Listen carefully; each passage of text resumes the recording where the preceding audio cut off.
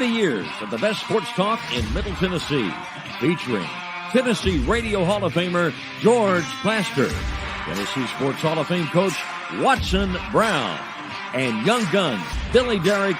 And now, here's your host, George Plaster.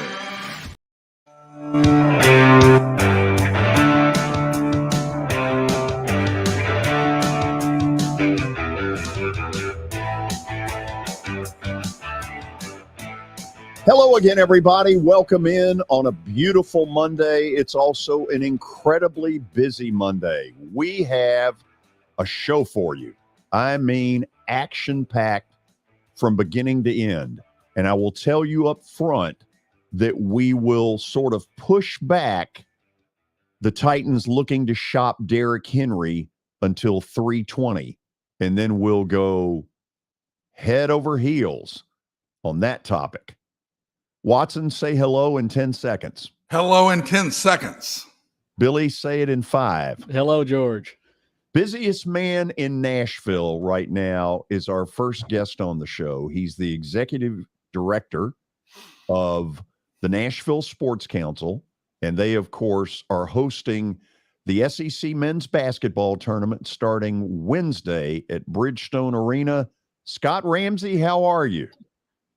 I'm great, George. Good to hear you. Good to hear from you. How are you? Good. Tell me what these last couple of days are like before you ultimately put this on.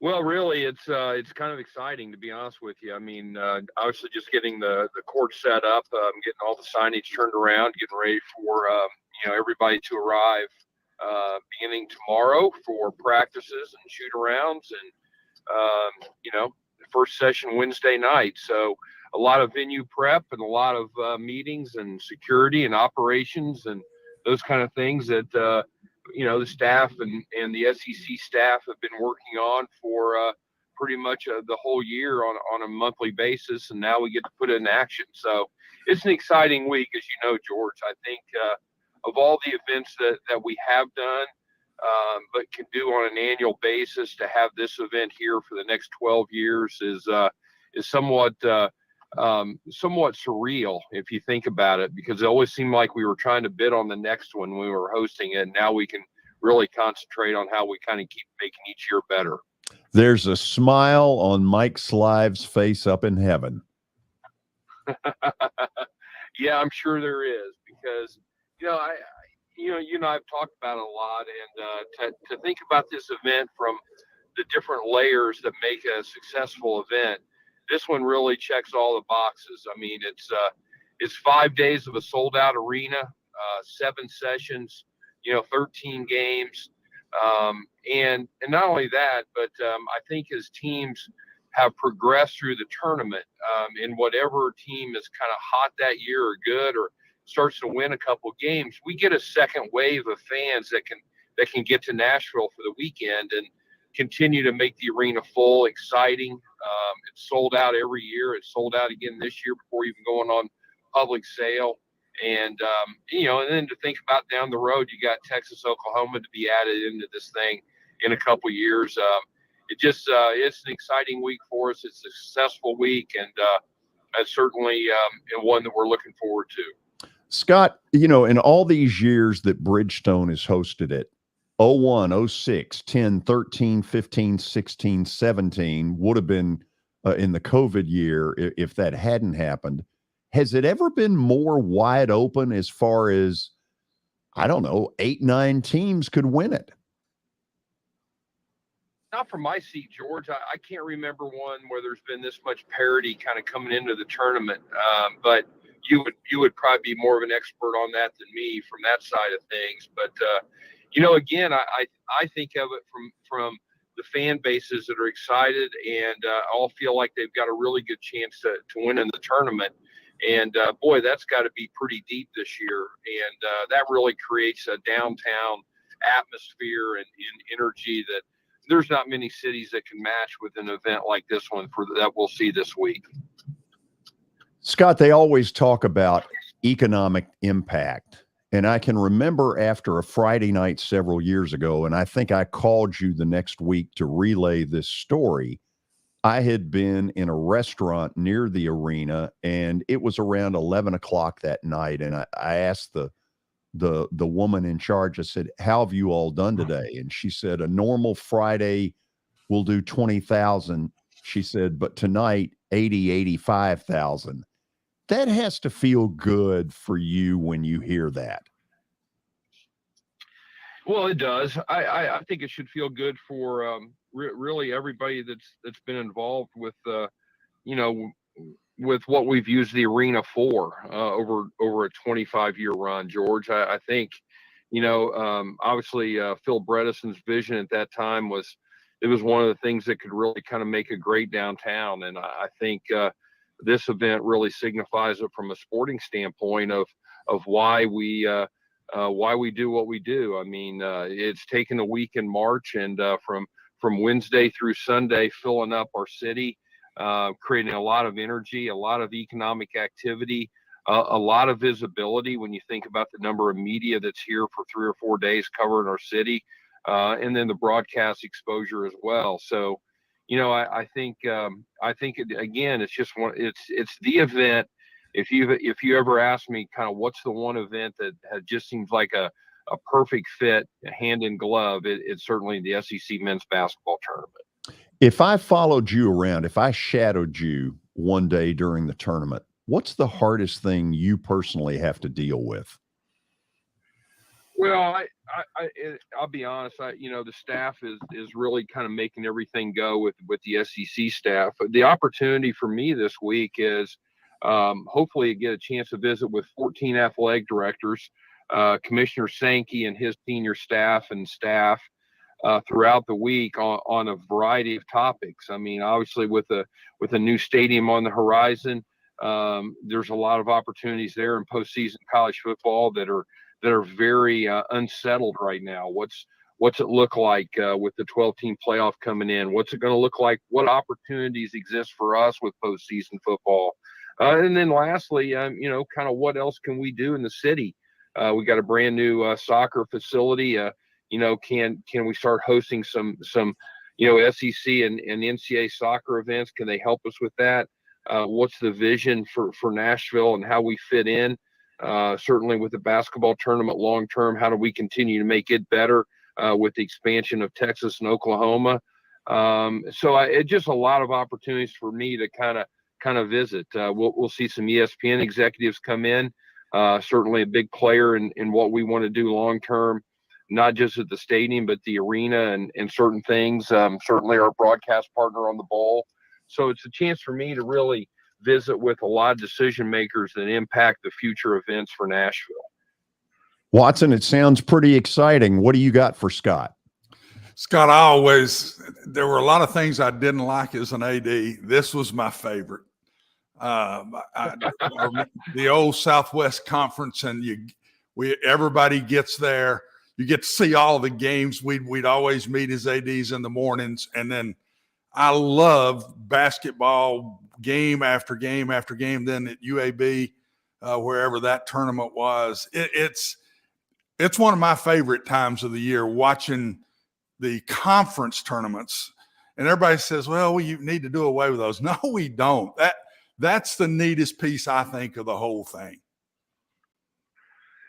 Well, it feels like a celebration of the conference basketball, it's year end, and certainly it's a prelude to the NCAA tournament. But, I certainly agree with you. And I know I've echoed sound like a repeating record here, but, it's just one of those events that fits really well. I think the accessibility of many of the fan bases to Nashville. So if a multitude of teams kind of get hot, we've seen that fan base come in, and that's not normal. So counterparts, in the events in Tampa, or the event used to be in New Orleans or even Atlanta, there was only a few fan bases that, if you won Thursday and Friday, could hop in the car and get there for Saturday, Sunday. And now we're seeing that we're here every year, very similar to what the football championship game for the SEC is in Atlanta. People are coming, and they'll follow their team as long as they can go. Then they're staying, and we're really creating a downtown environment for an event that we think is second to none. Well, in the way the downtown lays right around the arena like it does, it can't work any better than it does in Nashville. I can't see a place that they want to go any more than here, and that's why you got a long-term contract. Scott, do you place the teams in hotels, or do you lay the hotels out and they pick what they want? How do you do that? Yeah, we did that several years ago when we did a long-term deal, Watson. We worked with CVB and went out to all the hotels, and they made kind of a list of offerings to all the schools, and then we let the schools, or the SEC, has the schools contract directly with the hotels they prefer. With Vanderbilt being here and all the teams kind of coming in on a regular basis for a variety of sports, a lot of them already had existing relationships with the hotels. And, the most obvious one is Kentucky and the Lowe's. They stay there for all sports. So they already had kind of that inside. So, they've all got their hotel deals. We help behind the scenes a little bit with practice site, transportation, hospitality. It's a long week from a staffing standpoint, from, early morning shoot arounds to midnight, overtime games on the second game on Thursday and Friday. So, from that standpoint, it's kind of facility management, hospitality management, and just crossing our fingers we don't have any weather issues. Yeah, and you kind of went to it, I think. But the other thing I wondered is, where do you get gyms for them to practice in around the city? I know they'll use the arena when they can, but do you get practice places for them, or do they do that themselves? Again, we offer, and then they can go ahead and kind of work on those themselves. Again, there's so many existing relationships that are there that and they've been here, as George read off, a number of years. I was trying to count them as he went. COVID kind of threw me off there, George. And we had 1 year. One year canceled. I don't know if that counts. And then 1 year where we only had like 400 people in the building. I don't know if that one counts, but I guess it does. So, I think that's the beauty of Nashville and the SEC a little bit, that, everybody is really comfortable here, a lot of existing relationships. And so far it's been a really positive one. Well, last thing, George, I have is just thank you, Scott, for what you do. As an AD, I know what guys like you have to do hosting these things. And it's fun. I love it. But at the same time, it's unbelievable work on you, your staff. It's really hard. And it is midnight to midnight, I know. And I just appreciate you taking this on and been doing a great job with it every time you do. Well, I certainly want to deflect that, because our staff, all the arena staff, certainly Sean Henry's staff, and all of our volunteers that give time during the week are really the ones that make it work. I'm fortunate enough to kind of work on the front end and make sure the deal gets done and we get it done right, and the big pieces are in place. But there's a lot of people that make this week work, and also I want to thank our hospitality industry. George referenced it, but Brad Sanderson made a great comment, who owns, he and his family own some honky tonks there on Broadway.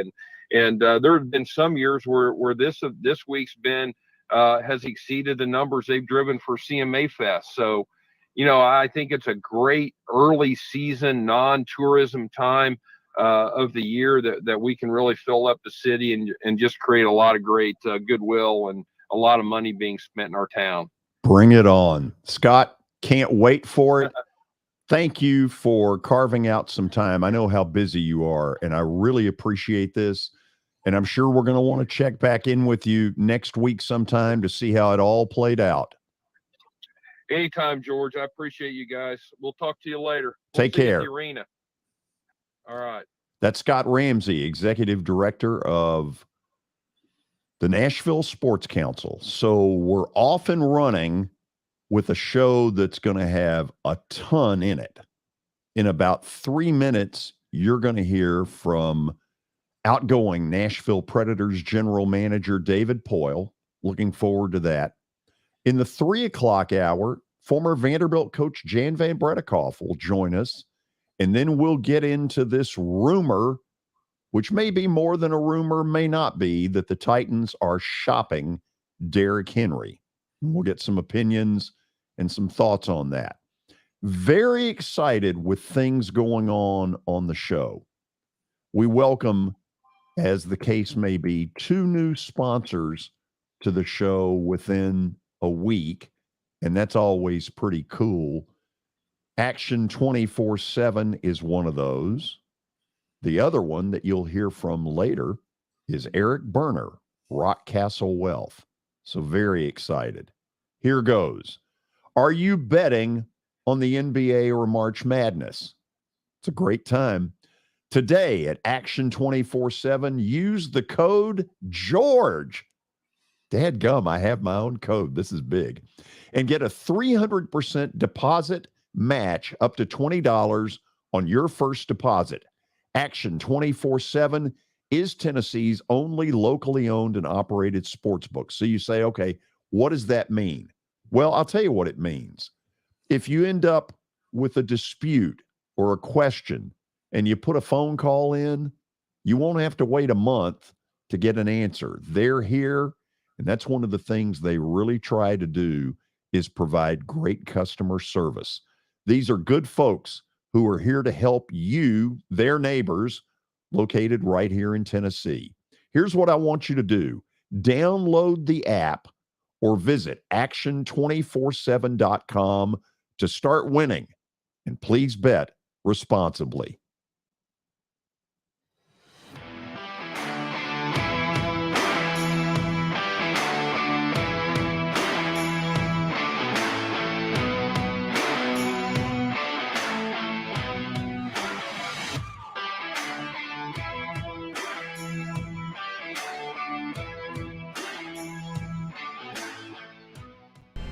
How am I going to get to work? My car's totaled. Skylar, our team is making a call right now. We'll get you a rental car. Don't worry. That's a relief. Call us 24/7. We're here. We're going to help. Year number 2 of the Plaster and Friends Celebrity Bowling Night was awesome. And the reason is really simple. I chose Strike and Spare, and they were amazing. They have great food, great bowling, and a staff that is truly ready to go the extra mile to help you. They have 5 family fun centers in the area to choose from. And for more info, go to strikeandspare.com or call them at 615-824-5685. I know it's getting colder. You're not thinking about golf. However, if you're planning an event for next year, let me suggest golf through Riverside Golf Links. The course has improved dramatically. It's perfect for hosting a corporate or a charitable outing. They've got everything in place to make your event a rousing success. To get more info, call 615-847-5074 or go online to riversidegolflinks.com.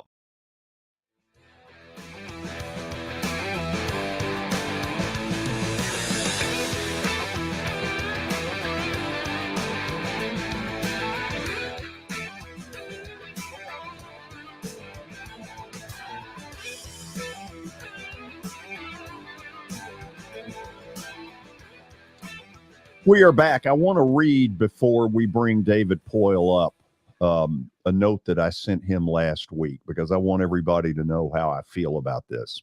Wanted to pass on my congratulations on what truly has been a Hall of Fame hockey career. You should look back on your hockey life and be able to say to yourself, job well done.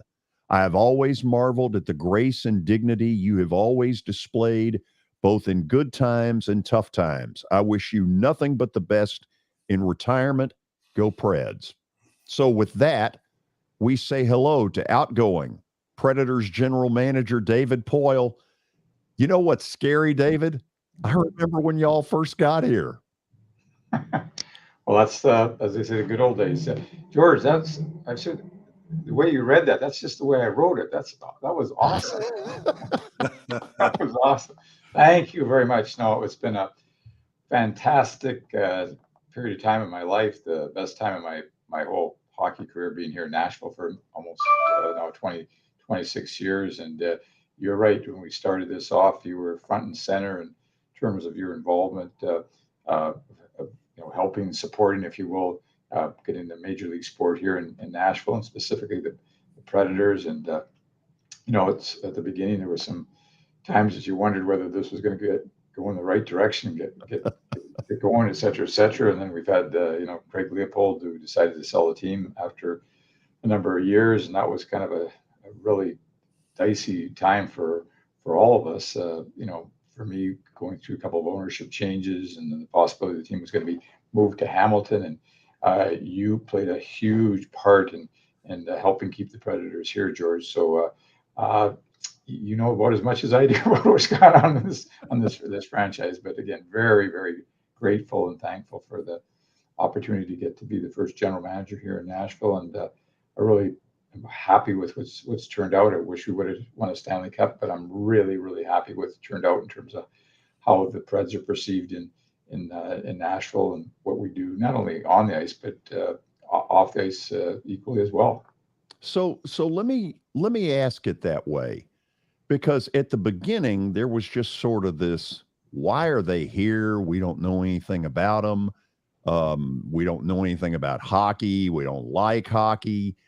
And then, I don't know, I've wondered if it was after the rally or whenever that all of a sudden it clicked and this city really bought into this. For you, when do you think that happened? I think it's not specifically one incident, but I think, first of all, I'm a bit prejudiced here because hockey's been my whole life, from my dad being an NHL player to an NHL manager. That's all I ever wanted to do in my life. So, I mean, I'm pretty focused that hockey is the number one sport. I think it took a little bit of time to get people, into the building and to see the game. And we always kind of had this mantra: if you could get to one or two games, and if you could sit beside somebody that actually knew a little bit about hockey, that you would be soon turned into a fan. And I think that's really what happened. I mean, but it's a whole bunch of things. It's the youth hockey that's got started, and then we built these Ford Ice centers and things like that. It became the competitiveness of the team in terms of going from the expansion days to being a team that was making the playoffs every year. It's the game itself sold it. The type of people that we, like I said earlier, not only did they see our players on the ice, but they saw our players and our staff in the community, being part of the community, doing a lot of good things in charity work, if you will. It's the physical aspect of the game that maybe turned on some people. So it's a bunch of different things. It's also it's Craig Leopold again. I don't mean to be like when he possibly was going to sell a team and the team was going to be moved. It was a big rallying cry in our community, not only our fans but the business community and yourself, to support the team. It's a whole bunch of things, but at the end of the day, we're here to stay. Bridgestone Arena is located right in downtown Nashville. I couldn't ask for a better location for a sporting building in terms of it ties in the hockey team and ties in Nashville all in one night, if you will. So not too many things I can find that are wrong with the Nashville Predators right now, other than maybe moving up in the standings a few notches. Well, I may ask about that here in a minute, but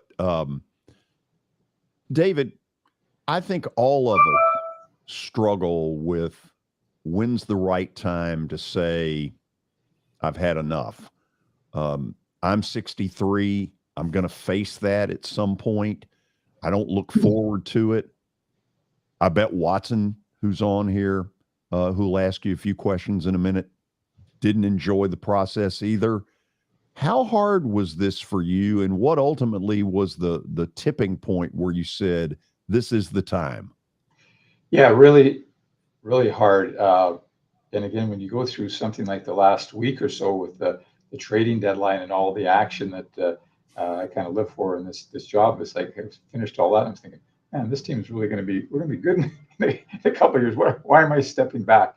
The second part of that, this is selfish. It's your ego. Is that this is the only job I've ever wanted, was to be a general manager of a National Hockey League team. So to give your job away, that's kind of tough. But having said that, I'm obviously a bit older than 63, and I've done this for a long time. And I also felt, so I had some personal things that I think are really important for my wife and I and our family. And it's time to, give more time to that, probably long overdue, to be very, very honest.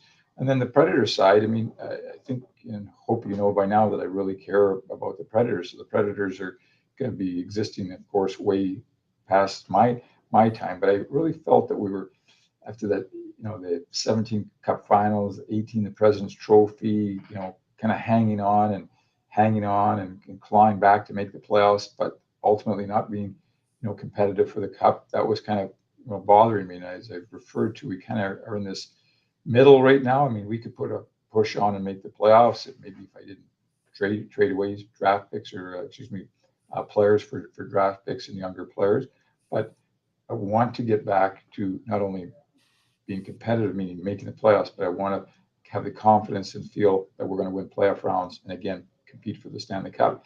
And I really felt like after 25 years, it's probably somebody else's turn to do this. And the process worked out fantastically in terms of, I told the owners at the end of last year, and then we had lots of discussions about all the hockey ops and the things that we have changed in the past couple of years and changed this year, and to put that in the best possible position. I really truly feel that way, believe that way, that our group in hockey ops, our scouts, our managers, medical, fitness, all our facets of our organization are really good. And then, the process and eventually landing on Barry Trotz was like, this is like a book, like we're just writing one of the final chapters, at least for me, in terms of, the complete circle. And then, we had some really important scouting meetings in January where I kind of gave direction to all of our people in our organization is what I thought was the right way to do it. Barry was part of those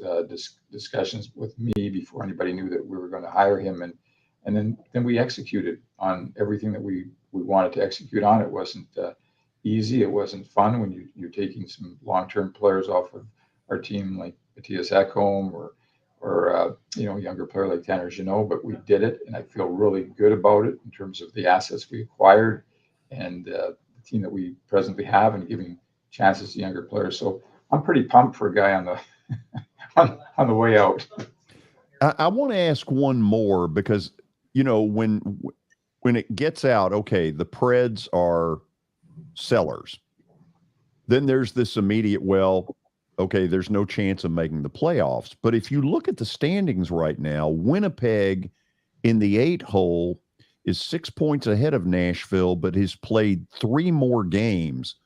Mm-hmm. David, could this team make the playoffs? Of course. This is what the beauty of sports is. I talked to the team when we were kind of going through the middle of this, and because there were some guys that were pretty down, a little bit sour, if you will, like what's the direction and all that. And first of all, I said, I kind of refer to my family. I refer to when I'm talking to my kids and whatever that the Poils are planners. I said, I always have a plan, and I said, don't feel sorry for yourself. I said, this may be good, it may be bad, but you don't know. And I don't know either, but just do your job, stay in your lane, and let's see how this plays out. And, I think we're playing pretty good right now. Again, a lot of younger kids there. Let's see what happens. I think the expectations are a little bit lower than they were, a couple of weeks ago, or for sure at the beginning of the season, but you just never know in this crazy business. Watson, say hello to Predators general manager David Poile. David, just first, congratulations, man, and second, thank you. What you've done around the city and what you've done with the Preds is, I don't know that it could have been done better. You've just done it first class and everything you've done. And the one thing that I noticed, I've been a fan probably in the last 7-8 years, had some season tickets for a while, is through the different college teams that have been in Nashville, the different pro teams that have been in Nashville, the Pred players to me have carried themselves first class. Everything they do is first class. They're involved in the city as much as anybody I've ever seen. I'm talking college, pro, whatever. So you've brought in not only good players, but you've brought in first-class people. And I just don't think that's looked at enough. I don't think it's done enough. And just thank you for that, because I think it's obvious that the Preds have been number one in that area. I appreciate that. Thank you. And I learned very quickly coming to Nashville in terms of, community and giving back, all those situations. So that played right into what I hope I represent in terms of, family and, and as Barry Trotz taught me, is like, when I always said to him, well, what are we going to do? He always says, well, we're going to do the right thing. And again, our players get it and they want to be part of that. You're starting to see more and more players, retire in Nashville after all these years. And it's going to be a destination for a long time because of how great Nashville is, and the state of Tennessee, and all of the fun you can have here and all the benefits that are provided here in Nashville. So I really appreciate you saying that. I mean, there's things that you list off, like, in your vision, what did you want to see, and what do you rank as importance? Well, I guess in importance, you would say, of course, the winning, but to me, involved in all of that is how you did it, how you represent the city, represent the state. And so that was music to my ears. So thank you very much for saying that. Well, it's obvious that those decisions were made with that in mind, or that wouldn't be the way it was. I know, David, when I was in my sport as a coach and an AD, so I tasted that, quote, general manager piece of two. And I was in it 40 plus years. And I know when I got out, one of the first things that I did, and still do 6 years later now, is I look back and say how the game has changed, how my game had changed from when I got in it and 40 something years later to when I stepped away from it. Talk about that a little bit, about hockey and how it has changed, how you've seen it changed, and some of the goods and some of the bads of the changes. Yeah. Well, there's been a lot, and one of the things as you get older, you want to be relevant, you want to be up to date, and I find from our scouts, our office staff, I mean, the education that they have, especially electronically with the computers and different things that they can do, is, I'm of a different generation, and you've got to keep up with it. The other thing that when I was a young guy in hockey, I would sometimes look at some of the more veteran people running the sports, and I didn't mean it, but I was saying sometimes they may be a little out of touch. So I think we've got to be careful as we go along, not to stay the same. I think you have to keep up with the times. I hope I've done the best I can in that area. The game of hockey has certainly changed a lot. I mean, you can start with the equipment. Everything is better. It's lighter. It's more efficient. Your sticks are lighter. You can shoot the puck harder than ever before. The skates are better than before. Gloves. The protection is better. Helmet wise, all those situations. The conditioning of the athletes and the training of the athletes, the preparation of the athletes is so much better. With, again, all due respect, the players today versus the players in the 60s or something like that, their talent is way, way better. And I don't mean to be disrespectful at all. It just is, from skating to conditioning to handling the puck, shooting the puck, all those situations. So,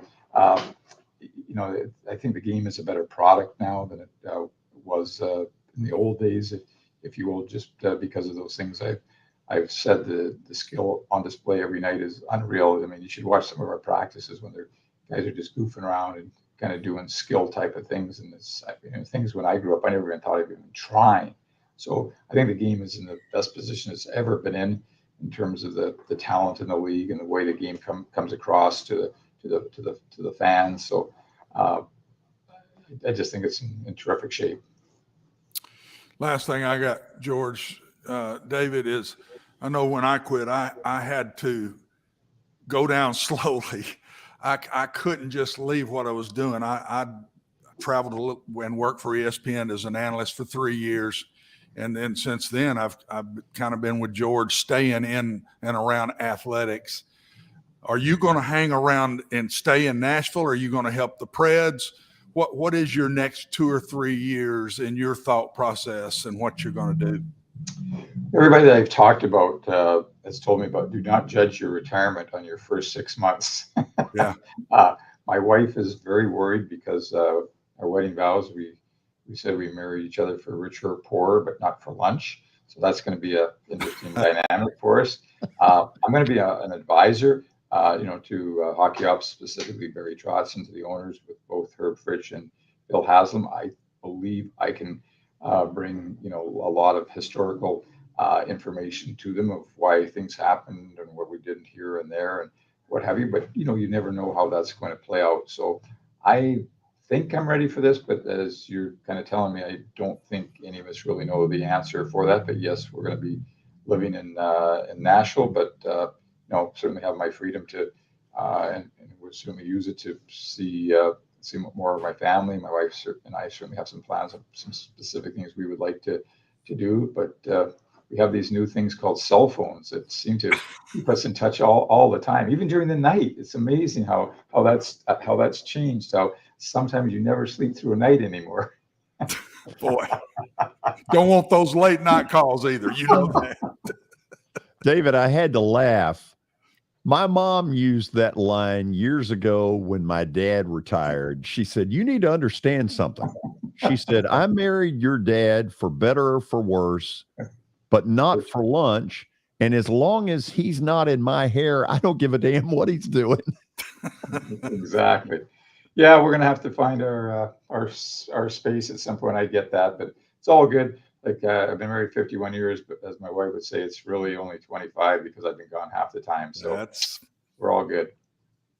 Well, first of all, thank you for taking the time to come on. I hope retirement is unbelievably good for you, but I hope you're very involved with the Preds because that's the way it ought to be. Thank you, George. Appreciate it. Thank you, Watson. Take care, David. Congratulations, Bye, guys. David. That's a good man right there. Outgoing Predators general manager David Poile. I meant what I said in the note that I sent him, which was whether it was good times or bad times, dignity, grace, he exuded it, period. And so did the players. They really did. They did. For the most part, absolutely. We'll go to the break, and then we'll actually give you an update. A quarterback is finally breaking the NFL QB logjam. That's part of the update, and we'll also talk about Ja Morant. That's not a pretty story. Stay tuned.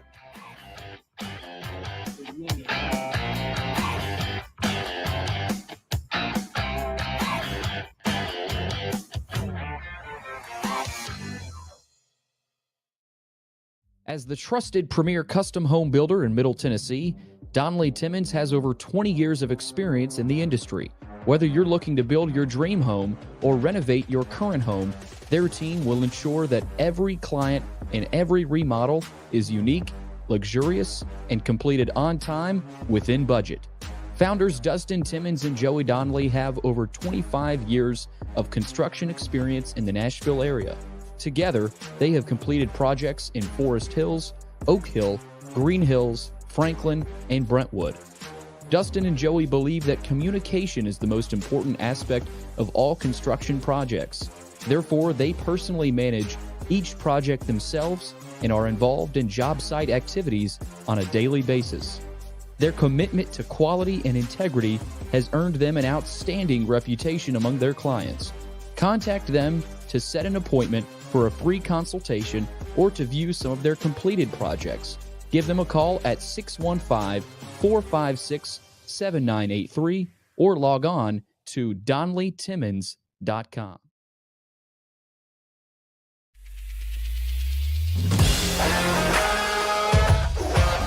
Hockey in Music City just hits different. It's one big honky-tonk party. It's the sea of gold in the crowd. The goals, the saves, the celebrations. It's an experience like no other. Don't miss a minute of the action this season. Visit NashvillePredators.com/tickets to get your seats today. That's NashvillePredators.com/tickets. And we'll see you at Bridgestone Arena.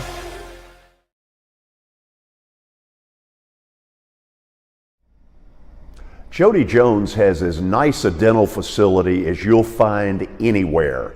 Let's go in and take a look. Are you in the market for a new dentist? Maybe you're new to Nashville? Well, the place to go is Jody Jones Dentistry at 55 Music Square East, and their new facility is absolutely state-of-the-art. Jody mixes quality with comfort for the perfect dental experience. He's trusted for his creative design and committed to both the function and aesthetics of your smile. Jody is simply the total package. Don't wait. Make an appointment now at 615-259-5100. Family owned and operated for more than 2 decades, Alaco Fine Wood Floors is Nashville and Middle Tennessee's choice for premium quality hardwood floors. Since 1995, Jimmy Alaco and his army of employees have embodied the approach of taking pride in one's craft and providing superior customer service, growing from a one-man shop to a team of 23 professionals who share the founder's passion for quality craftsmanship and customer satisfaction. If you are interested in contacting them, you can find their headquarters at 2505 Winford Avenue in Berry Hill, or give them a call at 615-356-0303. Again, that's 615-356-0303, or log on to alacofinewoodfloors.com. Alaco Fine Wood Floors, serving Middle Tennessee's hardwood flooring needs since 1995.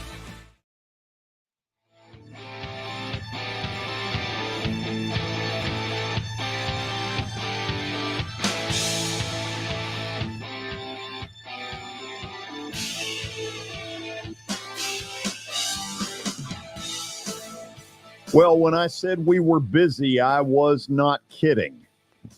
We're going to give you a tad bit of an update and then get to the Ja Morant story, which keeps getting uglier. Billy? George, let's start with Derek Carr. First, though, we'll get to the Ja Morant situation. Former Raiders quarterback Derek Carr has agreed to a 4-year contract with New Orleans. Financial terms were not disclosed, but sources told ESPN that he agreed to a deal that could potentially be worth up to $150 million and includes up to $100 million in guarantees. Watson, why do you think he chose New Orleans over the Jets? Oh, I just think history, better team. Jets, I think, could be good, but it's been so long that, and I think it's easier to live in New Orleans than New York, George. You got to understand when you go to New York and live in the city and around the city. Financially, it's harder. A lot of other things you have to do there that maybe you don't have to do as bad in New Orleans. I would have taken New Orleans over the Jets myself. I would have done the same thing. He doesn't feel to me like a New York guy. No, I don't think so. And I just don't know that he wants to put up with that. Drew Brees did a great job in New Orleans, but he didn't get killed with it. And he could do things around the city, and he handled himself first class through it. And I think this is a really good place for Derek. If Derek's going to be really good place for him to go. He'll have a chance to be good. The Saints are going to always have good players. They're going to spend the money to get good players. And they have a history. So I think it's a great place for Derek Carr. Now, one of the points in that, Dennis Allen is now their head coach, and for a while he was Derek Carr's head coach, the Raiders. I don't doubt that had something to do with where it was all going. Watson, I think if I was going to give Derek Carr a piece of advice, it would be align with Drew Brees early. Yeah, absolutely. And Drew's still in town, the way I understand it. So, and I bet Drew's the kind of guy that will want to help Derek. He will stick his hand out and say, I'm here for you, and use me any way you can. If he doesn't do that, he's crazy. Because Drew's been through all this. He's been through the city. He's been through when the team wasn't very good and then it got good. He's been through you're over the hill. You're not any good. You've got a lot to prove. Oh, he's too small. He can't play. When he first went with the Saints, Derek hears a lot of that himself. You haven't been able to get it done. Who says you can? I mean, I think Drew can help him. That's a great point. I think Drew can help him a lot, George. So let's think through this one piece of it. JETS doesn't get Derek Carr. If the Jets don't get Aaron Rodgers, is their next target Ryan Tannehill? Very well may be. Who knows? It very well may be. I don't know. The Jets are desperate, and they lost in this one. And I do think they made the pitch in this one. But that's a lot of money. And that just shows you the Saints are serious about what they're doing. And golly bum, can you see Aaron Rodgers going to the Jets? I can't see that. I can't. You can or can't? No, I cannot. He's been with the franchise, the storied franchise of the NFL. And then to go back into the city where two teams play and you're fighting to be the number one even in the city. And you've been in Green Bay where you're number one as soon as you walk out a door. I mean, I can't. They've been good. The Jets have been awful. I can't see Aaron Rodgers doing that, but he's just weird enough. He's just weird enough to pull it off now. I mean, I just can't see that one. I can't. We also probably couldn't see him going on a darkness retreat. Well, what I see in the negotiations is give me 3 years, $150 million, and a dark room with padding. I'm building with a dark room. Yeah, George, is there another piece of quarterback news? I saw you looking. There's another piece to this story. With Carr headed to New Orleans, Jameis Winston now becomes a likely salary cap casualty. They could move on and save $4 million against the cap. But they're going to move on from Jameis, but they're doing it like if we moved on from Ryan. It's going to be after that date where they lose less money if they let him go after a certain date. He's gone. Right.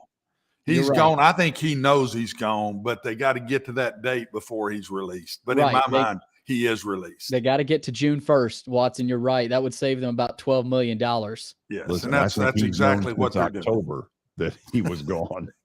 I don't think this is new information. This is not this just in. This isn't up June 1st. This is not breaking news. It December when he got well and they didn't put him back in? That was a pretty good sign. Yeah.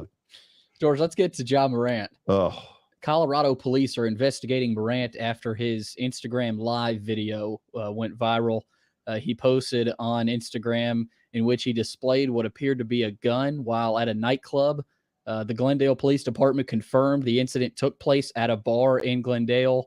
The department said it is still investigating whether or not John Morant might have broken any gun laws. So, Watson, let me go with this because obviously in Memphis, this is the big story. He is what has elevated the Grizzlies to championship contender status. But as time has gone on, you've seen more pieces of behavior that lead you to who is this guy? And I'm not saying he's not rehabilitatable, but to me, his career is at a huge crossroads, which means the Grizzlies' future is at a huge crossroads. George, he is so talented, and he's so much fun to watch play. This drives me nuts when these kids, and I see it in basketball because we see them so much more than a football player. We see their faces, we see their emotions, we see everything. And I just don't understand when all of a sudden, and it happens sometimes as early as the high school level, when you just think that you're better than the situation and that nothing's going to happen to me, I'm going to be taken care of, blah, blah, blah. I don't understand that. This young man has got everything in the world to gain. He's got people loving him all around. The city has embraced him, the team. And for him to just go out and do something stupid like this, number one, it tells me this isn't the first time he's done something like this. But come on, understand what you're dealing with here and what you've got in the palm of your hand, and grow up and act the way you're supposed to act. The young kids that look up to him, that are wearing his jersey all around all around the NBA, but especially around Memphis. I just don't get it, George. When you get everything like this because you've worked and because you got great ability, and then you want to go out and blow it like that, it drives me absolutely nuts. I just don't understand the thought process of these young men. I don't understand it. There's a lot at stake here. I think the NBA is going to suspend him, and I don't think it's going to be a 2-game deal. I think it's going to go deeper than that. And, I think the Grizzlies are tap dancing because they really have no choice. They're saying all the right things. But the fact of it is, this is a team that could win the NBA title. Now, I don't think they're going to, but they're a team there under who could win it. Memphis is absolutely one of those teams. That's why this really hurts right now. I mean, that's the worst part about it. This is a contender. Billy, look what he's done to everybody. The franchise, the city, his teammates. I mean, how in the world do you put yourself in front of everything like that and do something stupid like this and video it? I mean, I don't know. I hope it works out. I hope the young man learns and we never hear this again. But it already has irritated the fool out of me because it's just not fair it's not just him. Everybody says, well, he could be in trouble here. What he's done to everybody, dadgummit, and that's just wrong. Let's stick on the basketball court. At the college level, Vanderbilt reeled in a couple awards today. Jerry Stackhouse was named co-coach of the year with Buzz Williams at Texas A&M. And Liam Robbins was named Defensive Player of the Year.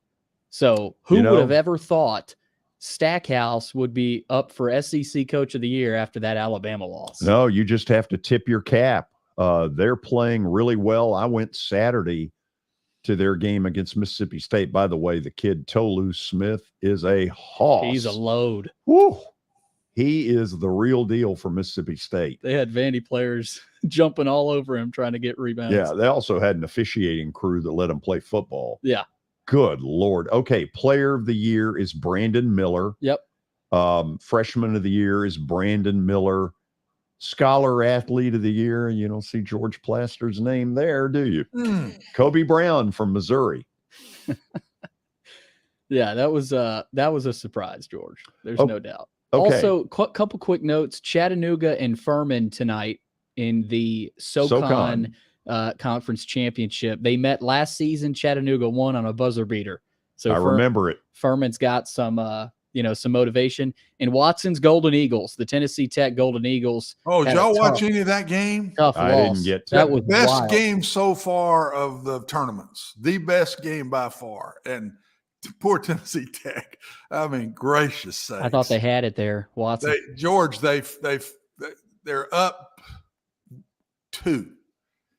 And a guy shoots a 3 with 2.2 seconds to go, and they foul him. Oh, gosh. He makes all 3. No. They run a play, kind of in the mode of the Kentucky Pelfrey with Duke. Pelfrey was guarding Christian Laettner when that happened. Well, this time Tech makes the shot, but his foot's on the line. Oh. And so it's tied. Wow. They thought they'd won it, but then they go to the replay. His foot's on the line, 2 points, tie, go to overtime and get beat. An inch away from the tournament. And they hadn't been to the tournament. I can't remember the last time. It's been in the forever. 60s. Yeah. Long time. Long time ago. I don't know since the last time they went to the tournament just to get in. But wow, that was a tough loss, but a great game. And SEMO, I think, won 4. They came from the first and diet all the way through and won the dadgum thing. So that was a good game. That tells you how tough it is at the mid-major level to go win your conference. Yeah. So let me tell people what we've got coming. After the break, stat of the day, then we'll be joined by former Vanderbilt basketball coach Jan van Breda Kolff. Looking forward to that. Got a lot of basketball to talk with him. And then at 3:20, we'll get to the Titans story. There are reports that they are shopping Derrick Henry. Is it the right decision? I don't think so. Stay tuned.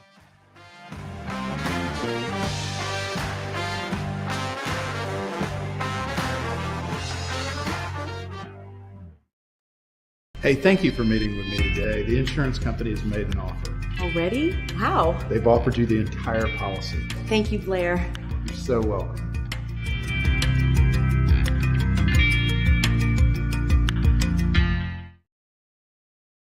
Forget the fact that Sir Speedy Music City is owned by my BGA classmate James Warren. Their work stands on its own merit. James and his staff do incredible work, as evidenced by the huge banners at the Plaster and Friends Celebrity Bowling Night. If you're looking for quality to help your marketing and business communications, and you want it at a reasonable price, these are your folks. Call them at 615-832-9511 or go to print at sirspeedymusiccity.com. And be sure to tell them Plaz sent you. This is my buddy and former Nashville Sounds PA announcer Eric Berner. I always laughed in the old days at Greer Stadium when I would walk in, Eric would immediately play my favorite song, Van Halen's Jump. But then I learned he actually has a real job with Rockcastle Wealth Advisors.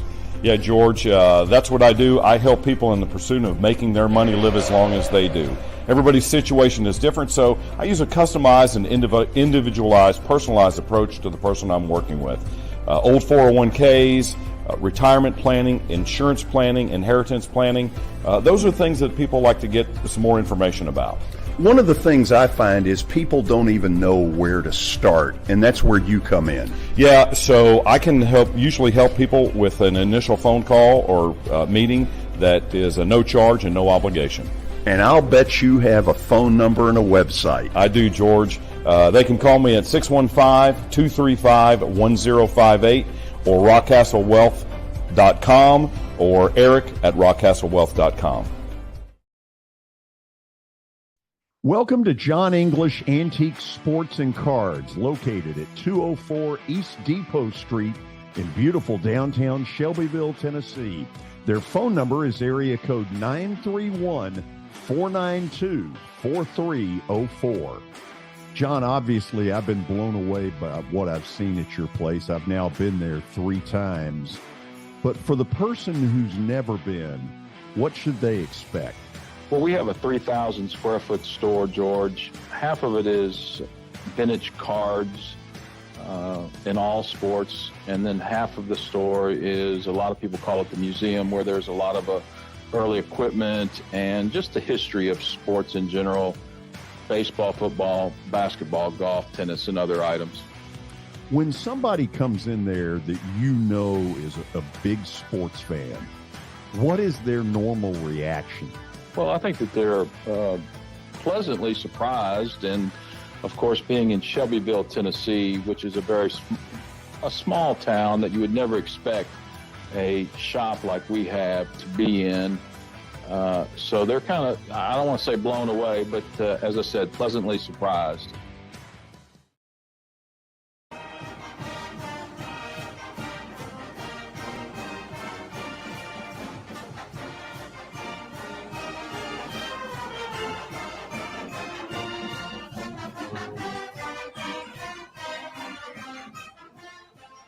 You know what that means? We're talking little Vandy hoops with Jan van Breda Kolff. Take a look around the SEC as well. I think he's going to join us for Stat of the Day as well. And see, he doesn't know that. He doesn't know he's going to get roped into helping us on this. So, Watson, this way, the 3 of us get a third of the abuse.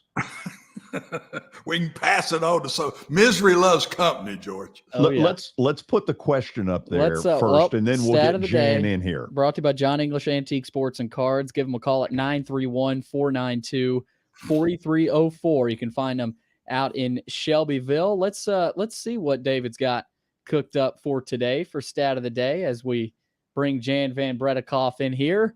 Here it is. Jaylen Brown and Jason Tatum of the Celtics have each scored 30 points in the same game 9 times this season.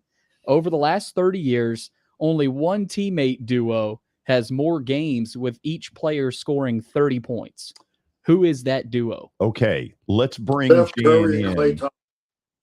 Oh, listen to him. He just rattled one off really quick. Let's bring him in here. Give him the full. He's in. He's in. Jan, how are you? All right, George. How you doing? Good. Who was the first group you thought of? Because I'm going to throw two out at you and see what you think. Okay, I go with Steph Curry and Klay Thompson and maybe LeBron and Kyrie Irving together. Okay. I'm going to throw a couple out there that are going way back. Is it possible it's Dr. J and George McGinnis? No, not possible. Not possible. Nothing. He shot that down in a big old hurry. Is it possible it's Wilt with either Jerry West or Elgin Baylor? Possible. I like the guesses so far, but I haven't heard it just yet. I think Watson's got this one. Wait a minute. Are you telling us that all this stuff we put out there, none of them are right? Not yet. I haven't heard the right answer yet. I think Watson's got it. Watson, I don't like Watson the question anymore. How about Magic and Kareem? Would Magic ever have scored that much? No. I would say no. I like where you're going, Watson. Keep going. Keep thinking. Kobe and Shaq. Kobe and Shaq. Sounds good. Correct. Okay, let's go Kobe and Shaq. Oh, yeah. Yeah. Yeah, I like that. So, good stuff. So, obviously, we brought him in early. Let's say hello to former Vanderbilt basketball coach Jan van Breda Kolff. Let's get him in the picture there. Billy, how do we do that? Do I just stay still and you move it over? I don't know. Oh, there he. Okay. How you doing? Good enough. How you doing? Great. Good to be here. Good to be with some good people here and talk basketball or whatever else may be. So back when you were a coach, you watched a lot of basketball. You were a big basketball fan. Are you still as big a fan as you used to be? I guess in some ways, yes, but probably in more ways, no, just because the amount of basketball that you had to watch and stay on top of to be abreast of what you had to do as a coach was, a lot. And then as time wears on and you don't coach anymore, you try to create other interests and other passions. But I still love the game, and I'm much more a college basketball fan and more of the SEC than anything else, but not as much towards pro basketball. So let me ask this. We're hosting the SEC tournament here beginning on Wednesday, and it appears that there's more teams that could win it than I can ever remember. Jan, as you try to kind of handicap this thing, give me a team that you think's got a great shot to win it all. Boy, I'll tell you, if you asked me this before the season and now, I'd probably be two different answers. But Texas A&M has they just find a way to win. Alabama has a lot of pressure on them, and you look at Kentucky; they're always a situation. And Vanderbilt and Tennessee both lose key players. In Tennessee's case, I think losing Ziegler is a lot more significant than Vanderbilt losing Robbins. But I would, if I had a forecast right now, I'd say A&M or Vanderbilt would be my top two. How is A&M doing this? Because you look at the sum of the parts and you just don't see it.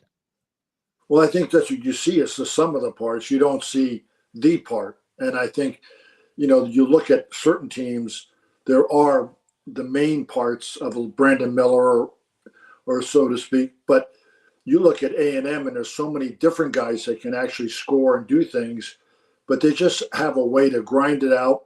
They change defenses. They do a lot of good things, and it just seems like they have a great camaraderie. But if you look at how many of those guys are going to go play at the next level, you don't see that. But they do have a sum of all those integral parts that all do different things. Is there, I guess, let me try it this way. Is there a team out there that's a 6 or a 7 seed in a year where the ones feel, so shaky Is there somebody out there that you're sitting there saying, you know what, if TCU gets on a roll, everybody better pay attention? Is there one of those? I don't think so. I mean, what's Vanderbilt, 6? Yeah. Are they the 6th seed? Yeah, well, then they would be the perfect 6th seed. I don't think a 5th or a 7th or an 8th. Coach Stackhouse has done an absolute incredible job. I mean, to see that team evolve and see Jordan Brown going up and down and Lawrence going up and down and Mayon going up and down and Robbins being hurt a couple different times. But every time there's, putting a finger in the dike, he has done that. And he's used so many players and young freshmen, and they've come in and given valuable minutes. And right now they're playing with a lot of confidence. And I think his confidence on the sideline and the confidence he exudes in the locker room allows guys to take shots and make shots that you kind of say, well, I don't know if I would have taken that shot, but he has confidence. He gives them the freedom. And, they're just in a really good place right now. And, you think they're going to win the first game, and then they got to go up, I think, against Kentucky, which is a tough matchup. But that's the one team that is not in that top 4 that could definitely win it all. What's your take on Kentucky? You watch Coach Calipari, and you see so many different times during the season that he is, wow, he's on his last leg. He's not going to make it. He doesn't, make some of the right decisions in people's minds, and they lose a couple of games or guys get hurt. And all of a sudden, when you think they're down, they bounce back. So he always is there. They're always there. I think that the difficulty they may have is the type of situation that St. Peter's threw at them in the tournament last year, where you throw a different defense late in the game and they have to adjust. And, do they have the right type of chemistry to make those plays, because they want to take big Oscar out of the game. The defense always does. And if you find a way to front them and have weak side help and make those guys not just take wide open shots, but really kind of have to make adjustments throughout that possession. And if you miss a few shots, that seems to be the one that could be their Achilles heel. So Watson, you all were in school together. I'm trying to think. You're older than Jan, but y'all crossed paths some. Jan and I go way back. Jan and I go way back. How you doing, my man? I hadn't seen you. All right. It's great to see you, Watson. Oh, fantastic. You look great. You look a lot younger than me, so you're doing something right. No, not at all. I have a great story on you too, but I'll see. Well, if it's not tellable, don't tell it. But if it's tellable, you can tell it. Okay. Well, do you want to tell one first? Yeah. Ball's in your court, bud. My first year of coaching was at Cornell, and we didn't have a very good team, and I wasn't a very good coach, and we were 7-19, and wow, I mean, that's not the first year you want to be a coach. And Watson's at Rice. And I talked to Watson, and I come down for an interview at Rice and end up being one of the 2 final candidates. And I had no reason to be a candidate, but I was solely because of Watson. So hats off to you, because I didn't deserve that even chance. And here you are, still smiling today. Well, and if I had been the AD, you would have been there. I was gone, so I couldn't.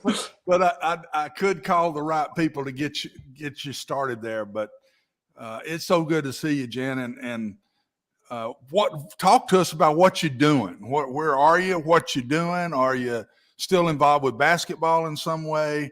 Just give us an update of what you're doing. Well, it's a great question. I obviously coached at Vanderbilt, and coached a number of other places and played.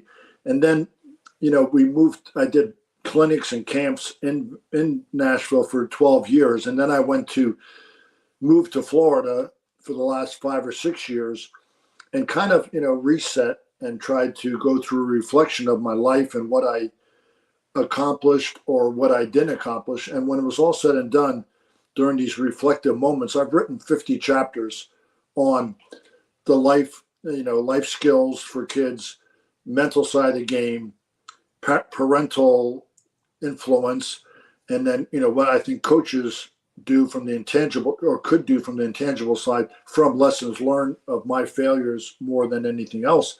And then I try to bring it all together with, can we have a situation where coaches, players, and parents all get together, and it's to create a community.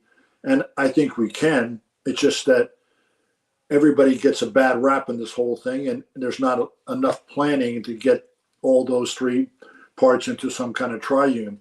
So all this writing, I want to come back to Nashville and kind of create a VBK Ministries of sorts, where my life's been transformed during my absence from basketball, but my, actual coming to surrendering my life to Jesus, and to find a way that my peace and my comfort in myself is so much different than ever before. And I'm fulfilled.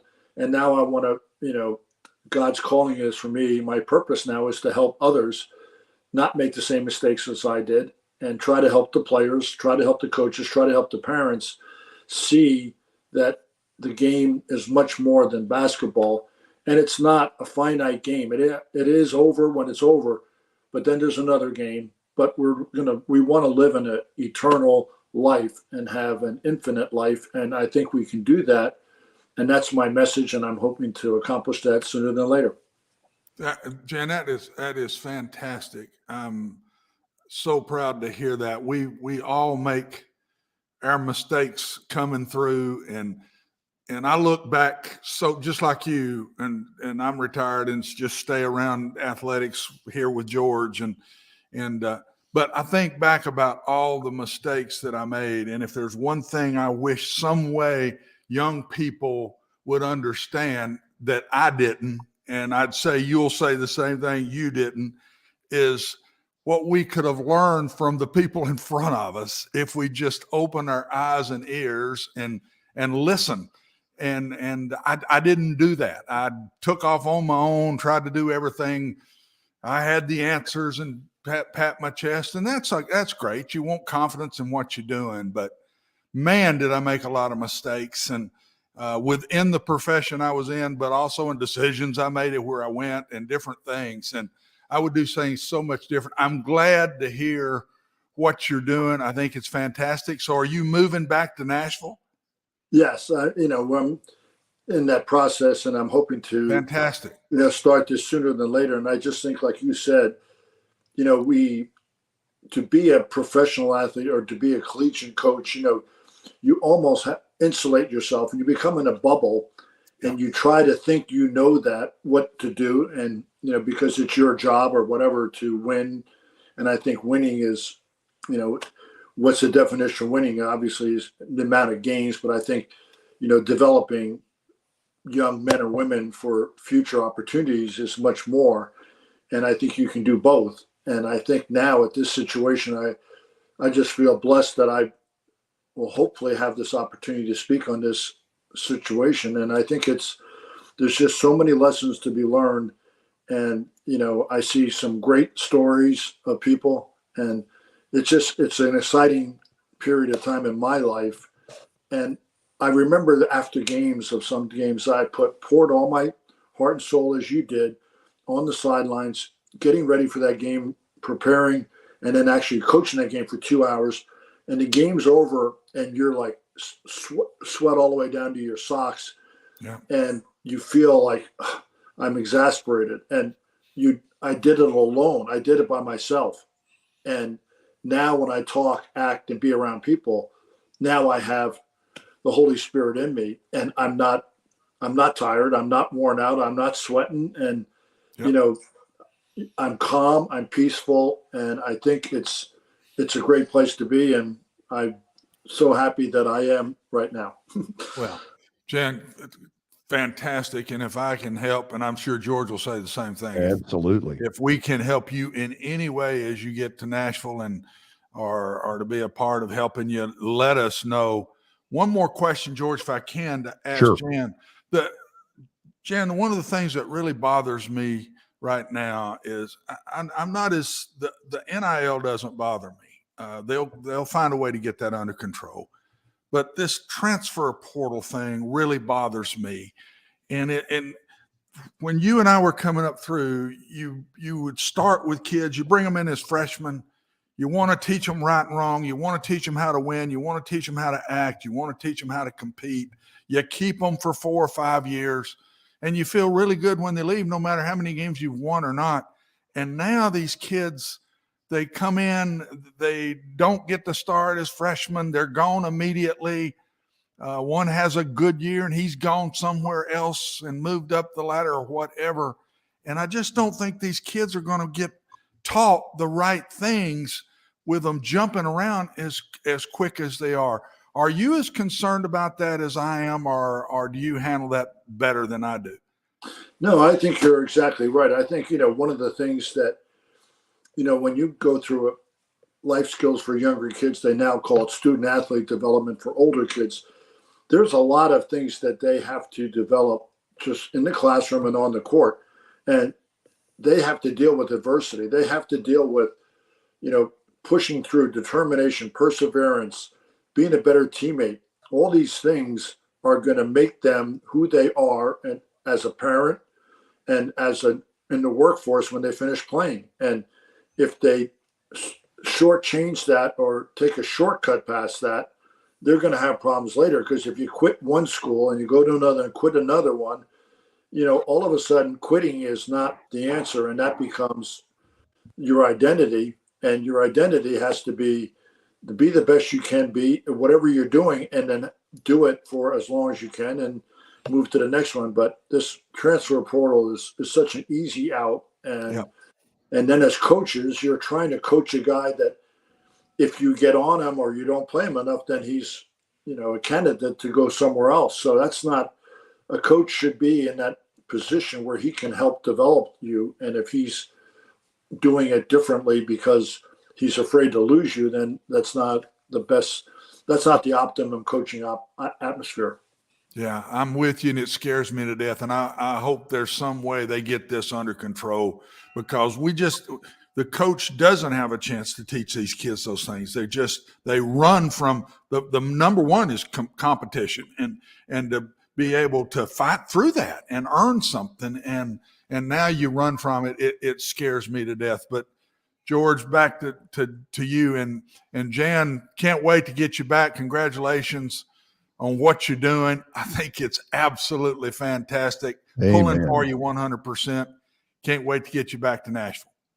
Thank you very much, Watson. Thank you, George. You guys are great. And I'll be listening to you, and hopefully I'll be back on the show again with you. Oh, absolutely. By the way, Jan, thank you for not admitting that part of the reason you were exasperated after games was you had to do a post game with me.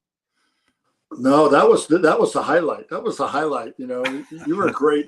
Win or lose, you just had a way of, setting the scene and not, putting it to like, well, why'd you do this? Why'd you do that? You were incredible, and you've been a friend when I coached and since all these other years since. I can't wait to have lunch with you. Tell Bargatze to get this set up now. I'm ready. Well, I am too. I'll be talking to you. Jan, thank you. Incredible interview. Thank you, buddy. Holy cow. Thank you. That had to get your attention when you were listening to that. Incredible stuff. Yeah. Fantastic. I'm so proud for Jan that he's found this spot in life. And you can feel an inner peace. I know in you him. can say the same thing. I saw a different look in his eyes than sometimes in the past. And there's a smile on his face and a peace in him. And he will be really good at what he's talking about doing. Yes, he will be. He'll be really good right there. We'll go to the break, and then we'll get into Derrick Henry. There's a report out there saying the Titans are shopping him around. We'll explain it. We'll talk about it. We'll give our opinions. Next.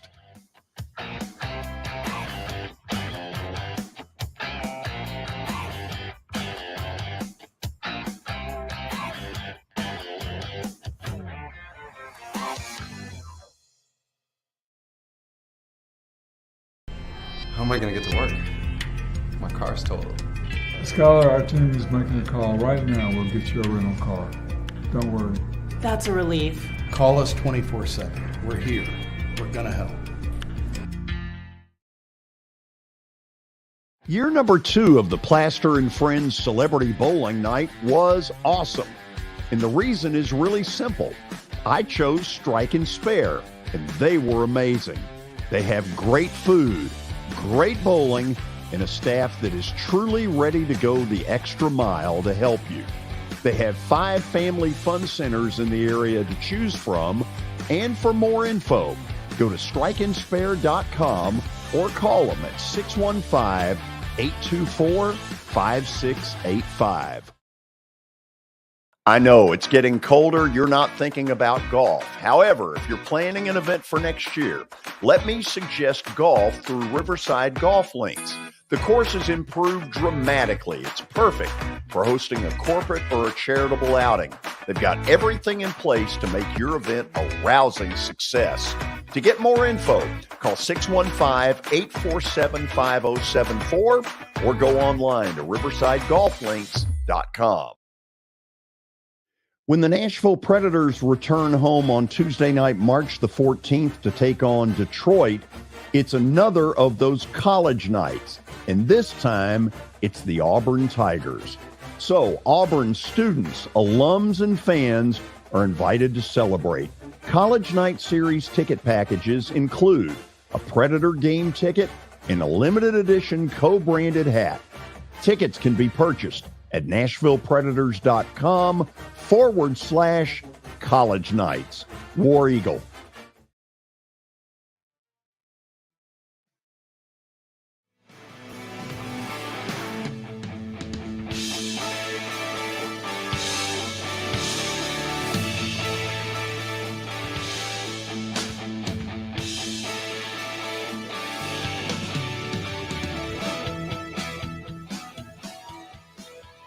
Okay, before we talk Derrick Henry, proud to have 2 new sponsors on the show.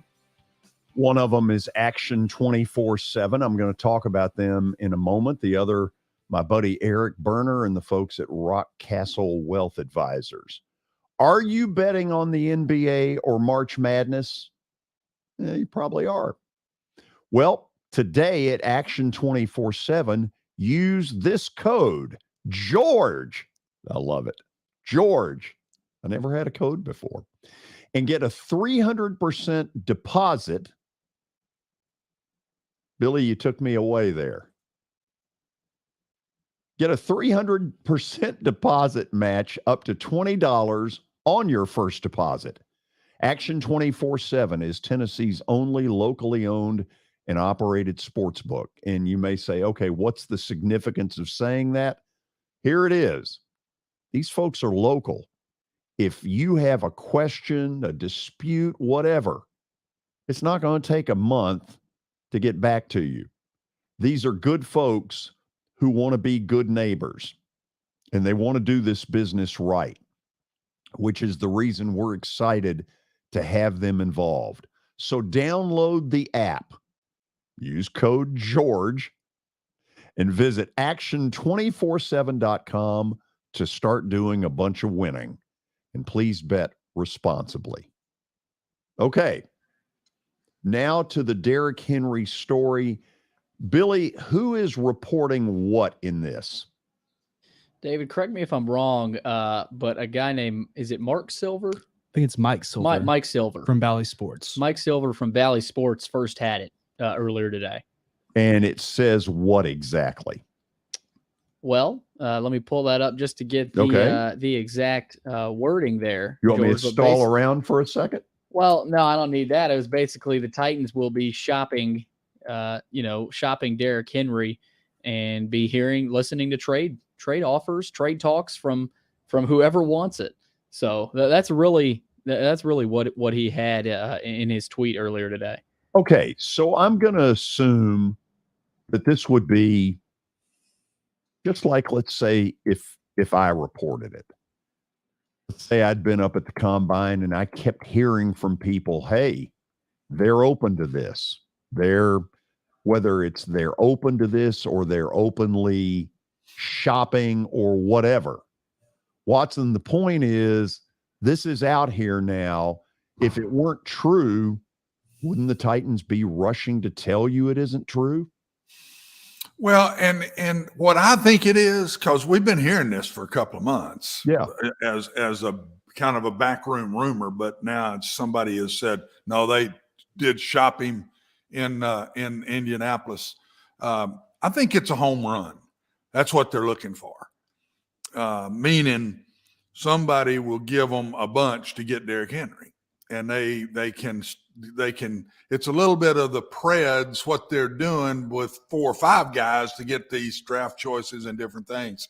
I think they're saying, man, we could get the world. This could be a Herschel Walker deal like it was back, what was it, with Minnesota and the Cowboys took him. It's what made Jimmy Johnson's career in Dallas. Yes, I mean, and Minnesota took him. Yeah, so I think that's what this is. They're throwing the name out there. If somebody leaps at it, they'll look at it. If not, they're going to hang with what they're doing. I wouldn't make too much of it, but again, I wouldn't be surprised if somebody were to jump to get him and give a team that's right there on the verge of really being something special and want to go for it right now and would give up a lot to get him. I think the Titans should look at that. It's business, George. You don't just in a loyal way just say, nope, nobody, this one's not. I just don't think you can do that. You've got to keep your eyes and ears open and see what you can get with a new GM in town. We haven't seen the Titans go as far as the Preds so far, but it's not over yet either. No, and it's and we're going to get into what's the difference.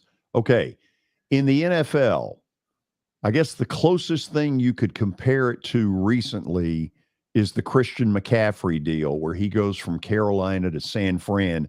David Wilson is over to my left. David, what did Carolina get when they shopped McCaffrey? Yeah, so the Panthers received a 2nd, 3rd, and 4th round pick in this year's draft, 2020-23, and then they'll get a 5th round pick in next year's draft. Okay, Watson, to me, first of all, one of the things that's different in the NFL, it's a lot like buying a car. The minute you get that thing out of the showroom, its value goes. Yeah, that's true. And that's the way they treat NFL running backs. Yeah, you nailed it. That position more than any position in the NFL, in my opinion. That position, as you start to get older, man, they're scared about your durability, and they're scared if you're losing your speed with your legs because you've been pounded on for so many years. But I still say, would they trade him for that amount? I don't know. Would they? A 2nd, a 3rd, and a 4th this year? That's pretty. San Francisco gave up a lot. Now, Christian played well, and he did his part to take them to the Super Bowl. He did. He played very well. But that's a bunch now. But you got to be sitting with a team that you can give that up, and it's not going to hurt your team that bad right now to do that, George. And that's what I said just a minute ago, that it'll take a team just like that thinks they're that close, and if we get this guy, we can give this up, but we're going to be there next year, or we're going to be there in the next 2, and it's worth it to us. And that's why I think they shopped it around. Well, Watson, I have a question for you. How about the Buffalo Bills for Derrick Henry? To put him in the backfield with Josh Allen, a team a piece or 2 away from making that Super Bowl run, kind of sitting behind the Bengals and the Chiefs in the AFC. What about Derrick Henry to Buffalo? Okay, but let me ask you this question. Buffalo, in whatever deal you make with a Buffalo, you're not getting a high 2nd round. You're getting a bottom of the 2nd round. And because, they were one of the last, 6 or 8 teams in the NFL playoffs. And so that's a thing you have to factor into that. Yeah, but there could be a trade involved with it too. They might give up a good player and some draft choices to get Derrick. I think Buffalo would be one that would, if they did it, they're going to have to change their offensive style a little bit. They don't really use their running back that way. He's involved in the passing game more. and they might need to change their style. So that might not be a bad thought, because it really hurt them this year that they couldn't run the football. And the Titans will most likely need to take on one of their running backs already on the roster, Devin Singletary, James Cook. So those two might have to flip-flop in order. Yeah, and a whole lot more than that. But, yeah, that's exactly right. It would take somebody like Buffalo, Philadelphia.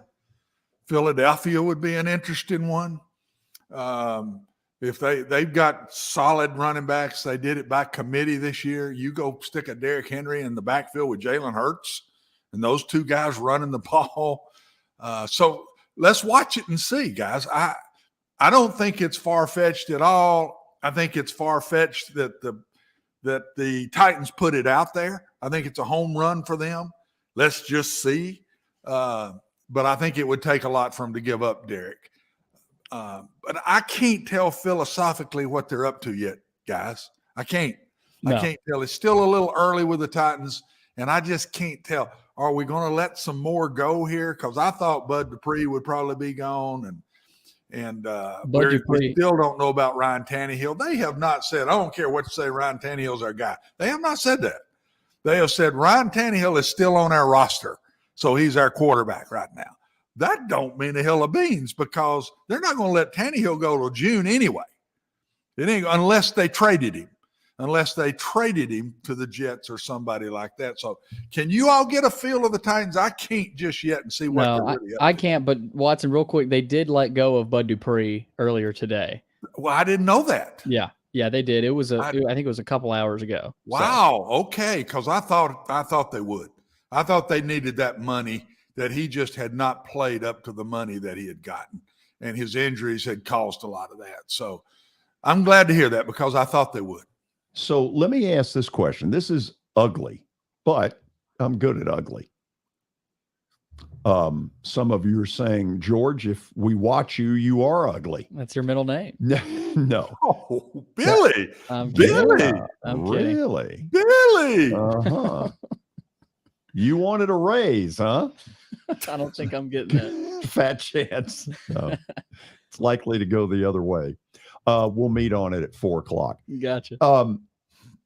Here's a team offensively has no wide receivers that are worth a hoot at this point. And now you're going to get rid of Derrick Henry. If you're going to get rid of Derrick Henry, what's the point? Then trade Tannehill, call it what it is, a total rebuild. Once you trade Derrick Henry, this is a total rebuild. Yes or no? I don't know if I'd go. I don't know, because Derrick Henry, I know Derrick Henry is still a dominant back in the NFL, but I don't know if I'd go that far, because the Titans, if they do get a good haul for Derrick, I mean, yeah, it might mean a rebuild, but they're not as, I don't think they'd be as far away as a lot of people think if they let go of Derrick. Okay, but what got read earlier on the Christian McCaffrey thing, that's not a total haul. But it gives you ammunition to move up. Oh, it gives you hope. It gives you hope. But I mean, that's a year, 2 years, 3 years down the road. As you all can tell, I'm not for this. If I'm going to watch this team, I want to move the football some. They're sure as hell not moving it, throwing the ball. And he's the only running back. So when you get rid of him, what do you got? Do you not feel like the Titans are in the catbird seat for Ryan Tannehill, at least, in the sense that they can send him to the Jets, who are desperate for a quarterback right now, accumulate more draft picks? And if you trade Tannehill, you might as well trade Henry as well. Okay, those picks at that point, call it what it is, a total rebuild. See, I look at it a little different, you guys. Okay. I think you can't call it what it is till you see what they get for Derrick Henry. Mm-hmm. We're talking draft picks. They may be a big trade. It might be 3 guys for one that could really change our team. Might be a great receiver somewhere that could change our team, or a 2 offensive linemen, and a receiver, or something like that, George. If it's draft choices, I think you're looking at total rebuild. But if it's trade bodies that are good players that they would give up, like Dallas got for Herschel Walker, I mean, that set the Cowboys on their way, man. Yeah, but that's not going to happen. Well, we don't know. I'm just saying, here's the scenario. If you do it for draft choices, I think it's a rebuild. If you do it to get 5 or 6 dudes for one guy, that's a different story now. Well, so that's why I just don't get the philosophy of the Titans yet. I hadn't figured them out just yet. They are showing me that they're going to make a bunch of changes. If they hadn't let Bud Dupree, and I think there's still more coming, but I think that would tell me, I don't know. But they are looking to make some changes because they're letting some money go right now. If we were to go back to the Dallas deal, which basically they traded Herschel Walker to the Vikings, and they got a slew of picks back. The history books will tell you that Dallas took those draft picks and killed it. Won a Super Bowl 2 in a row. Yeah, and Rand Carthon has got to have the confidence that he can kill it. However, in recent years, Titan drafts haven't killed anything. No. That they've been awful. Only themselves. Yeah. And so, Watson makes a good point. We got to find out what it is they get. Yep. And let's face it, if they're going to trade Derrick Henry, then they damn well better make sure that 1 or 2 of those are home runs. Otherwise, it wasn't worth it. Well, I'll tell you this. If they trade Derrick Henry, Rand Carthon's got some guts because it's going to be on him. It has to work, or he starts right out the gate catching a lot of grief, man. So if he does this, and I'm not saying he's going to because I think it'd take a home run for him to do it, but if he were to do it, that's telling me he's got a lot of confidence in himself and what he's doing to pull that off. Well, and George, we've got some people in the chat room I've noticed that have woken up and agree with you. T and Golfer on Twitter chimes in and says, I wouldn't trade a Hall of Fame player when he's still at his peak. I want him remembered as a Titan. So, okay, let me ask this. How much of this, if the story is true that they shopped him around, and I'm going to, as a media person, believe that this guy wouldn't have put this out here if he hadn't heard it several times. Okay. So how much of this is influenced by what's about to happen? Metro Council in the month of February, this is March. In the month of March, there are going to be the 3 readings about this proposed new stadium. Watson, I got to believe that somewhere in here, that is a factor. You may be right. I don't know. I think it's a new guy coming to town that's the boss, that's making all the decisions. And I don't think he's just going to go status quo. I think he's going to look at the team and see how he can make it better. I would say it's going to take a ton. I think we're talking about something that I'll be shocked that it happens because I just don't know if there's a team out there like the Vikings that gave the Cowboys what they gave. And I think it would take something like that. Honestly, Derrick's a lot better player than Herschel was at that time for the Cowboys. He's been a lot more productive than Herschel was at that point. And but I also think Derrick's probably in a 2-year window. He's in a 2-year window. Can he mean more to a team than Christian McCaffrey has meant to San Francisco? In a total different way, he could. To a Philadelphia, he could be unbelievable what he could do for them because they're run first, pass second, but they're 50-50 more than we are as Titans. But are we getting A.J. Brown back in that deal? Huh? Are we getting A.J. Brown back in that deal? No. I don't think Howie would not giving up A.J. Brown, babe. Thought I'd give it a try. That ain't happening. I think it's a long first-round shot. picks this year. I do, but I understand what they're doing. I'll defend what they're putting out there, but I don't think it's going to happen. Okay, let me try this. The easiest pick to convert on is the first round. The first round, you've got more people that you feel pretty sure about who they are and what they are, correct? Yeah. Okay. Yeah, if you pick right. We hadn't picked right in first rounds lately. Right. Can you honestly trade Derrick Henry without getting a first-round pick back? Depends on what you get in the trade. It's hard to say till you know what's being passed back and forth. I mean, this just looks like the Cowboy-Viking deal. The Cowboys put it out there, the Vikings jumped at it, and here we go. I mean, it looks the same thing. I can't see anybody willing to give up that much unless they're in that Eagle, Cowboy, up there to where they're real close in their minds. Cowboys aren't going to do it. They've got running backs. By the way, they franchise tagged Tony Pollard today. And they should. He's a fantastic player, man. He's a fantastic player. But it's somebody like that to me that will take a sniff of this and see if they want to mess with it or not. I would be shocked if it goes down. Thinking around, is there a franchise that thinks they're a dominant running back away from, That's what I say. I agree. That's where we're at with this, because I agree with you, Watson. I don't think a struggling franchise like New Orleans or even Detroit, like that middling franchise, I don't think they would even think about Derek. No, it doesn't make sense to. It's got to be somebody that thinks they're really close. The Vikings might be one. I mean, we were talking Vikings. They think they're close. Take some of the pressure off Kirk Cousins. They think they're close. I'm telling you, that might be one that would take a look at this. I don't know. You don't think some columnist in Minneapolis wouldn't say, remember Herschel? We don't need to go 0 for 2. But how'd that work out? Yeah. What I'm also getting at is, like, I've heard a lot of Titans fans talk about the Bears, Chicago, maybe trading.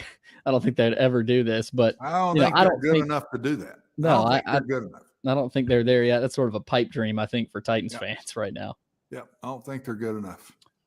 Okay, so basically we just sort of wait for a while to see if there are any more signals, any more smoke signals that come out of this, to see if there really is anything to it. If Rand Carthon doesn't try to shoot this down, what does that mean? What's Derrick Henry thinking if he's hearing this and Rand Carthon doesn't pick up the phone and say, listen, ignore it, it ain't happening?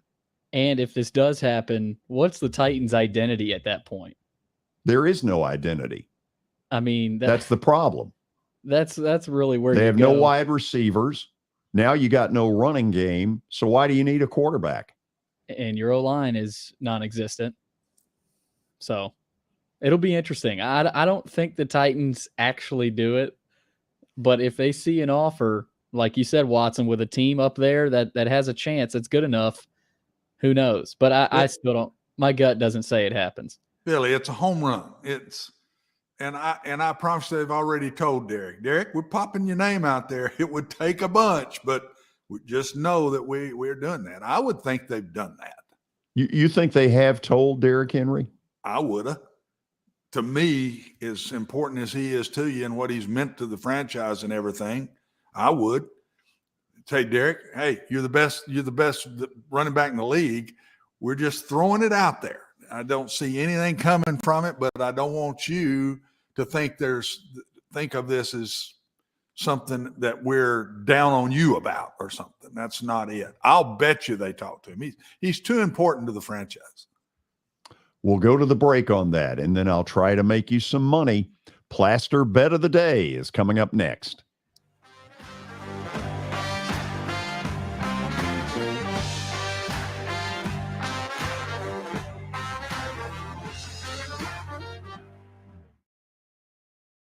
Hey, thank you for meeting with me today. The insurance company has made an offer. Already? How? They've offered you the entire policy. Thank you, Blair.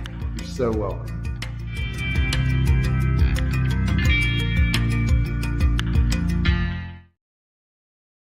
As the trusted premier custom home builder in Middle Tennessee, Donnelly Timmons has over 20 years of experience in the industry. Whether you're looking to build your dream home or renovate your current home, their team will ensure that every client and every remodel is unique, luxurious, and completed on time within budget. Founders Dustin Timmons and Joey Donnelly have over 25 years of construction experience in the Nashville area. Together, they have completed projects in Forest Hills, Oak Hill, Green Hills, Franklin, and Brentwood.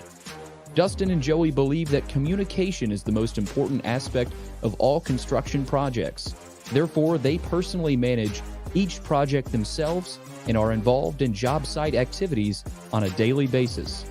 Their commitment to quality and integrity has earned them an outstanding reputation among their clients. Contact them to set an appointment for a free consultation or to view some of their completed projects. Give them a call at 615-456-7983 or log on to DonleyTimmons.com. This is my buddy and former Nashville Sounds PA announcer Eric Berner. I always laughed in the old days at Greer Stadium when I would walk in, Eric would immediately play my favorite song, Van Halen's Jump. But then I learned he actually has a real job with Rockcastle Wealth Advisors. Yeah, George, that's what I do. I help people in the pursuit of making their money live as long as they do. Everybody's situation is different, so I use a customized and individualized, personalized approach to the person I'm working with. Old 401ks, retirement planning, insurance planning, inheritance planning, those are things that people like to get some more information about. One of the things I find is people don't even know where to start, and that's where you come in. Yeah, so I can usually help people with an initial phone call or meeting that is a no charge and no obligation. And I'll bet you have a phone number and a website. I do, George. They can call me at 615-235-1058 or rockcastlewealth.com or Eric at rockcastlewealth.com.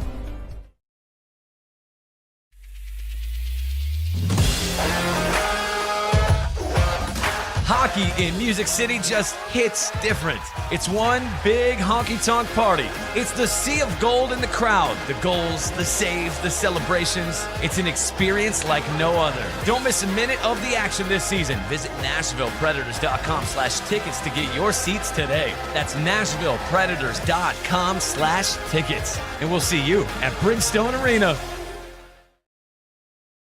Family owned and operated for more than 2 decades, Alaco Fine Wood Floors is Nashville and Middle Tennessee's choice for premium quality hardwood floors.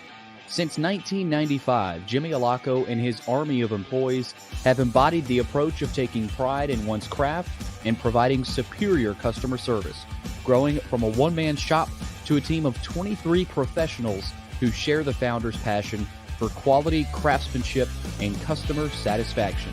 If you are interested in contacting them, you can find their headquarters at 2505 Winford Avenue in Berry Hill, or give them a call at 615-356-0303. Again, that's 615-356-0303, or log on to AlacoFineWoodFloors.com. Alaco Fine Wood Floors, serving Middle Tennessee's hardwood flooring needs since 1995. Jody Jones has as nice a dental facility as you'll find anywhere. Let's go in and take a look. Are you in the market for a new dentist? Maybe you're new to Nashville? Well, the place to go is Jody Jones Dentistry at 55 Music Square East, and their new facility is absolutely state-of-the-art. Jody mixes quality with comfort for the perfect dental experience. He's trusted for his creative design and committed to both the function and aesthetics of your smile. Jody is simply the total package. Don't wait. Make an appointment now at 615-259-5100.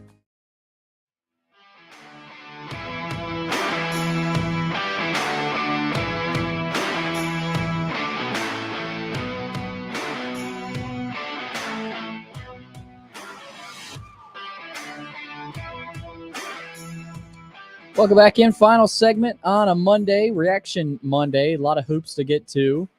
George had a solid weekend. We will. Oh my God, we didn't do studs and duds. We did not. I just now thought of that. We'll get to them tomorrow. I don't know. Or just X them out this week. We might. I'm trying to think who was a dud this weekend. Your Arkansas. Arkansas. They called the Hogs. And they didn't come back. They didn't do squat. we'll see what George did this weekend. We'll get to what he's picking tonight. Bet of the day brought to you by Bart Durham Injury Law. They are lawyers you can trust. Give them a call at 615-242-9000 or log on to bartdurham.com. All right, let's check out what happened this weekend for George. You went 2-2. So Vanderbilt covered and won. They were the underdog there. They ended up winning that game. Texas A&M got the win against Alabama at home, but UNC lost to Duke and Arkansas lost to Kentucky. The Hogs. I cannot figure the Hogs out. Nobody can. Yet they're a 9 seed in the tournament. Yeah. I mean, go figure. That's just this year in college basketball. Here's what we give Arkansas right now. Not much. The Dud Award. No, it's bitter. Bitter. Watson, we're 6 over 500, and that is something to applaud. Yeah, just keep saying it. Yeah. It needs to stay there. Uh-huh. So going to get interesting through the tournament and just see how you venture through the tournament as we go. What exactly do you expect to have happen? Because it sounds to me like what you're trying to set up is you're going to bomb in March. I just good luck. Anxious to see how you handle it. That's you want to make something of everything. I'm not up to anything. I'm anxious to see how you handle that this week in the SEC tournament. And then the next 3 to 4 weeks in March Madness. So I'm anxious to see. Okay. Well, we start tonight. There are not a lot of most of it is the mid-majors. And this is the one I picked out. I have bought into St. Mary's. St. Mary's desperately wants to play Gonzaga, neutral site out in Vegas. Gonzaga has kicked their butt so many times. I think you'll have a very focused St. Mary's tonight. Gale's team. Yes, against BYU. The line is 6.5, and I'm saying take St. Mary's minus the 6.5 against BYU. How about that? I think that's a good pick. Good. I'm Which glad means you're you going to lose. Excuse me? Hey, George, are you going to bet under your code name George? I don't think that'll work. I just wondered about that. If you could, hey, this is George. If you could do this under your own code name here. Would you have liked to have had a code set up? No. Dr. Brown? No, thank you. No, Hey, I'm letting you handle this one. Thank you. Good show tomorrow. Tony Basilio joining us from Knoxville. Taylor Barnett joining us from Nashville, and God only knows what backdrop he'll have. Superimposed. Yeah. Either way, it's going to be good. See you guys tomorrow. Everybody behave. See ya. So long.